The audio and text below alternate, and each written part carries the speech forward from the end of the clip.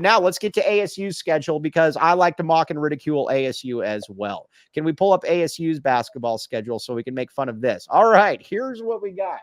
Let's see here. All right. At home, here's who ASU has. Iowa State, TCU, Baylor, Houston, and UCF. Yeah. What is that? What do they go 1-4 there? Yeah, if they're lucky. Yeah, I think they go 1-4. That's going to be tough. They're at least lucky they don't have GC. The best scenario we would agree is 2-3. Absolute best case and scenario. TCU and UCF 2-3. All right, best case scenario because they're not beating Baylor, they're not beating Houston, they're not beating Iowa State. No chance. Now, let's see here at the away games. Then Utah. That's tough. Dude. That's a mountain game. That's a mountain game. It's a mountain game. 50-50. Kansas loss. Let's see here. They could beat Oklahoma State. They could beat Oklahoma State. They'll lose to Cincinnati. They could beat West Virginia. Yes, exactly. I would agree with that. Then let's see here. Oklahoma. Yeah. So I think best case scenario on the road because they are going on the road. I think best case scenario is they're 2-3. You would agree with this year? Yes, best case. Let's do absolute best case right now. We have them at 4 conference wins. We have them at 4 conference wins, and we're going best. We're giving them the benefit of the doubt. We have them at 4-6, and they're home and away. Now they're two-play games. They're 2-play games. Wow. Okay. Arizona losses both times. We would agree with that. Yep. 4-8. So then you got BYU. Best case scenario is a split. Yeah, give them a split. All right, so you're 5-9. Now, unfortunately, I can see them beating Colorado both times. Sure. Give them the best case scenario. Give them the absolute best. All right, we're going to go 7-9. Then we got them at Kansas State. Split. So that's 8-10. And then Texas Tech, split. Yeah. So best case scenario for ASU, they are 9-11. We would, I think we that's would not bad. And I know that sounds silly, but 9-11 last season, even though it's one more game than there was, 9 wins was good enough for 7th place in the Big 12.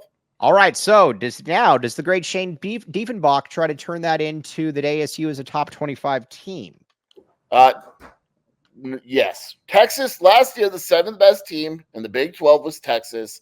They were 9-9 in conference. Right. So, I'm at, if they go 9-11, I think it's far more likely though that there's something like, so they played 20 games. I still think it's far more likely they go 6-14. Yeah, that's fine. Are you going 6-14 as well? Yeah, because we're doing absolute best case scenario. The worst case scenario is very bad. Sainin, the team blows up, they lose all their, yeah. Like theoretically, they could get swept by any of those home and away schools. TCU could beat them. Away only, they could absolutely win one of them. Right.